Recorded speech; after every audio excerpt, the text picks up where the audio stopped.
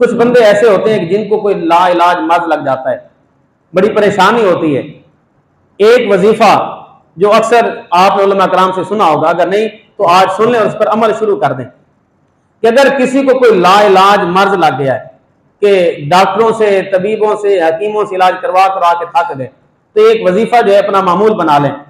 41 دن یہ وظیفہ کرنا ہے، روزانہ فجر کی نماز کے وقت فجر کی سنتیں پڑھنے کے بعد 41 مرتبہ سورہ فاتحہ پڑھنی ہے۔ کس طریقے سے؟ بسم اللہ الرحمن الرحیم الحمدللہ رب العالمین الرحمن الرحیم مالک یوم الدین ایاک نعبد و ایاک نستعین اہدنا الصراط المستقیم صراط الذین انعمت علیہم غیر المغضوب علیہم ولا الضالین آمین۔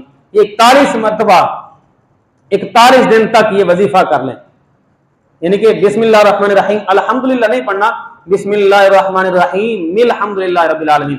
اس طریقے سے 41 دن تک یہ سورہ فاتحہ 41 مرتبہ پڑھ لیں، اگر لا علاج مرض بھی اللہ تبارک و تعالیٰ سے زیادہ عطا فرما دے گا۔